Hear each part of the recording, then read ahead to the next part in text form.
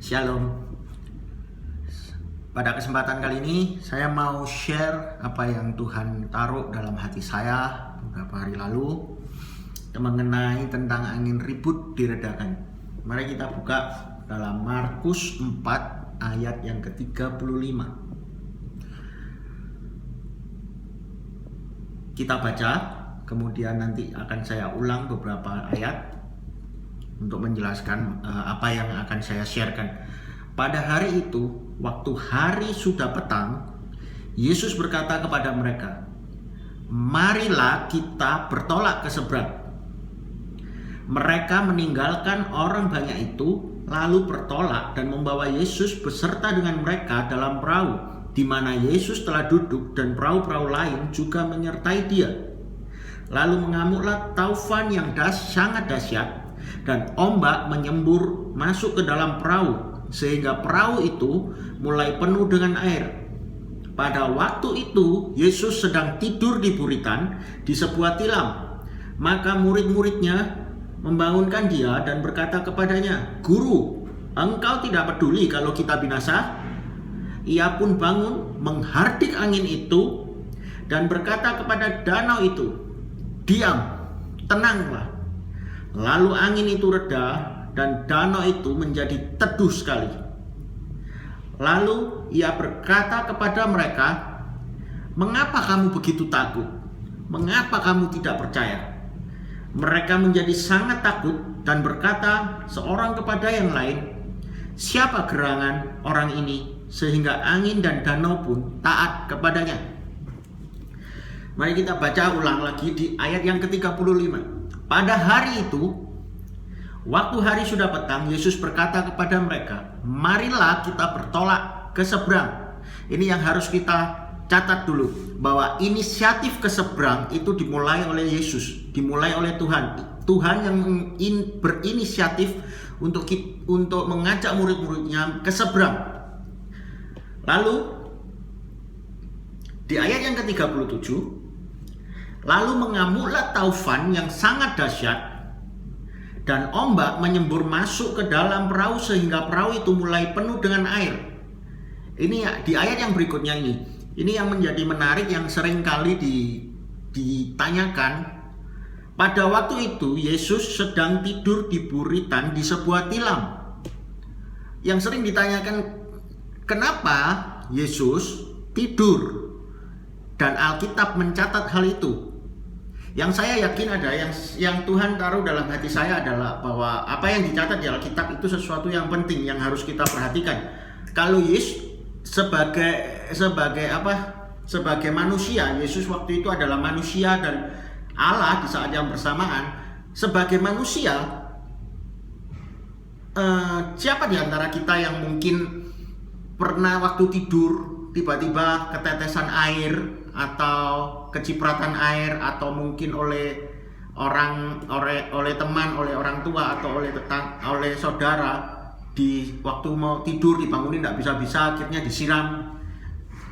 Secara teori ya, secara logika saja, kalau manusia tidur biasanya kena air, kesiram, itu pasti bangun. Tapi di sini Yesus tidur di buritan sampai muridnya membangunkan. Ini bagi saya Yesus Tuhan itu ingin berbicara sesuatu. Yesus Tuhan sedang berusaha untuk mengajarkan sesuatu kepada murid-muridnya. Ingat bahwa inisiatif pertama untuk pergi ke seberang itu adalah Yesus, bukan orang lain. Lalu yang menarik adalah biasanya inilah yang akan respon kita, inilah yang akan kita lakukan ketika kita menghadapi hal yang sama. Ini adalah respon yang manusiawi sebetulnya, yaitu maka murid-muridnya membangunkan dia dan berkata kepadanya, "Guru, engkau tidak peduli kalau kita binasa?" Ini sesuatu hal yang menurut saya ya agak kurang ajar juga sih ya, karena apakah kalau misalnya kita anggap saja sebagai contoh orang tua ya, kalau ke orang tua, misal orang tua melarang waktu kecil, orang tua melarang untuk beli permen atau beli apa. Kalau sebagai anak kita ngomong, apakah kamu mau bahwa aku kelaparan, mama? Itu sesuatu hal yang agak aneh menurut saya ya. Menurut saya agak aneh, agak sedikit kurang ajar. Sama seperti ini juga murid-muridnya, guru, apakah kamu tidak peduli kalau kita binasa? Itu sesuatu hal yang sangat itu muncul secara spontan karena ada badai, ada kondisi yang di luar ekspektasi, dan kita merasa bahwa kondisi itu sudah di luar kemampuan kita. Ketika murid-muridnya membangunkan, Yesus lalu bangun, menghardik angin itu dan berkata seperti ini, diam dan tenanglah. Lalu tiba-tiba angin itu reda dan teduh sekali. Ketika saya membaca ayat ini, ketika Yesus berkata diam dan tenanglah, saya teringat oleh satu ayat, yaitu Yesaya 30 ayat yang 15. Sebab beginilah firman Tuhan Allah yang Maha Kudus Allah Israel, dengan bertobat dan tinggal diam, kamu akan diselamatkan. Dalam tinggal tenang dan percaya terletak kekuatanmu. Tetapi kamu enggan. Ini yang seringkali terjadi dalam hidup kita, saudara-saudara. Ketika kita menghadapi hal-hal yang di luar, kita merasa di luar kemampuan kita, kita merasa bahwa itu sesuatu hal yang akan membinasakan kita. Manusia itu, pintu dosa adalah perasaan. Yang saya tahu adalah pintu dosa adalah perasaan. Karena itu ayat yang lain berkata bahwa manusia itu dicobai oleh keinginannya sendiri. Keinginan itu bicara tentang perasaan. Wah, ingin ini, ingin itu.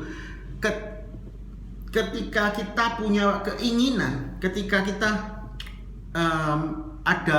memiliki keinginan, mulai ada kekhawatiran, kita nggak bisa mencapai keinginan itu di luar ekspektasi kita, di luar kemampuan kita. Itu seakan-akan kayak apa ya? Seakan-akan seperti dunia runtuh. Misalnya saja untuk remaja, misal itu orang kadang diputus cinta, seakan-akan dunianya runtuh. Karena apa? Karena merasa bahwa itu sudah di luar kemampuannya. Apa yang dia ingini tidak tercapai. Apa yang dia ingini itu berbeda. Beda dengan kondisi real yang terjadi. Itu semacam seperti taufan, seperti badai.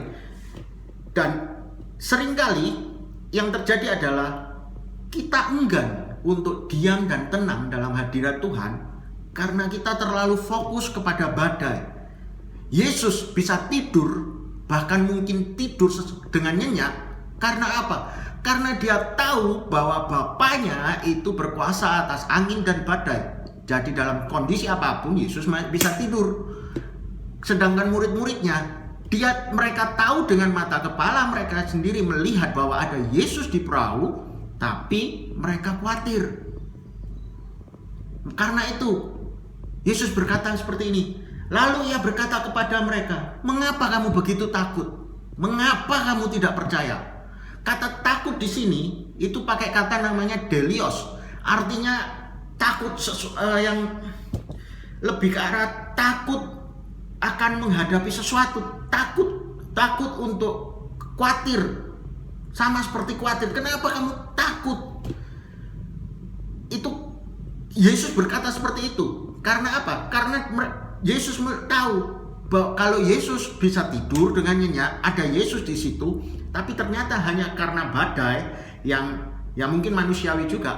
Karena badai akhirnya murid-muridnya khawatir, murid-muridnya takut, tidak percaya. Tapi setelah Yesus berkata diam dan tenanglah, angin badai itu reda, Yesus itu malah menjadi malah dilihat oleh murid-muridnya, siapa gerangan orang ini sehingga angin dan danau pun taat kepadanya. Dikatakan di ayat yang ke-41, mereka menjadi sangat takut. Jadi dari takut menjadi sangat takut. Tapi kalau dalam translatean yang lain, dalam bahasa aslinya, takut ketika Yesus berkata, "Mengapa kamu begitu takut? Mengapa kamu begitu delios?" Ketika mereka sudah mulai melihat Tuhan, ketika mereka sudah melihat Yesus secara real, mampu mengendalikan badai, mereka berubah dari yang sebelumnya delios, takut. Mereka di sini kata takut menjadi pobeo. Mereka menjadi sangat pobeo. Pobeo itu artinya gentar, respect, hormat. Mereka menjadi sangat hormat kepada Tuhan. Karena itu saudara, apa yang ingin saya sampaikan?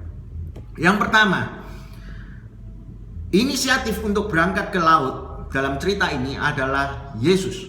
Yesus yang memiliki inisiatif. Yesus yang memulai. Dan jangan lupa bahwa Yesus itu adalah Alfa dan Omega. Allah itu Alfa dan Omega. Kalau dia yang memulai, dia yang akan mengakhiri. Jangan pernah lupakan itu. Alfa dan Omega. Kalau Yesus yang berinisiatif, artinya Tuhan akan menyertai sampai akhir. Yang kedua, di tengah-tengah badai, di tengah-tengah taufan, di tengah-tengah hembusan air yang mungkin akan mulai menenggelamkan kita, diam dan tenang dalam hadirat Tuhan. Dengan diam dan tenang, kita akan dapat melihat Tuhan. Kita akan dapat terbuka matanya lebih lebar. Tuhan tidak pernah meninggalkan kita. Tuhan itu setia. Tuhan tidak pernah meninggalkan kita. Sejak awal Yesus naik di perahu, Yesus tetap di dalam perahu. Tapi mereka berubah pandangan, mereka berubah fokus. Dari yang awalnya mereka mendengar Yesus berkhotbah, mereka mendengar firman yang diucapkan Yesus, mereka berubah ketika Yesus tidur di situ. Tapi Yesus tetap di dalam perahu, mereka berubah melihat badai. Di saat itulah mereka menjadi delios, mereka menjadi takut. Ketika kita hadapi suatu persoalan dan kita lupa melihat Tuhan, di saat itu kita delios. Tapi ketika kita diam, tenang, kita dalam hadirat Tuhan, kita akan dapat melihat kembali bahwa Yesus tetap di situ, Yesus tetap ada bersama dengan kita, dan bukan lagi delios yang kita rasakan, tapi pobeo. Itu akan membawa kita untuk naik imannya, akan membawa kita untuk semakin respect, semakin hormat kepada Tuhan, bahwa Tuhan itu setia dari awal sampai akhir. Dari Dia yang berinisiatif, Dia yang akan menyertai kita sampai kesudahannya. Jangan pernah lupakan bahwa Allah itu setia. Ketika kita tidak setia, ketika pandangan kita berubah, Allah tetap setia. Allah tetap dalam perahu kita. Terima kasih. Tuhan Yesus memberkati.